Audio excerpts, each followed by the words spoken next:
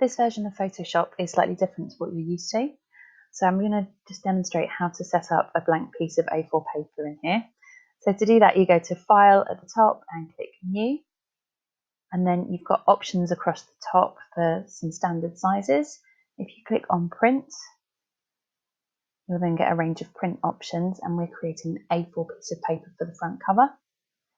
So then it changes to A4 on the right hand side and at 300 pixels per inch, which is the default size for print. At the top here, you can also put in the name of the file. So I'm going to put magazine cover and then press create. Then you've got your A4 piece of paper.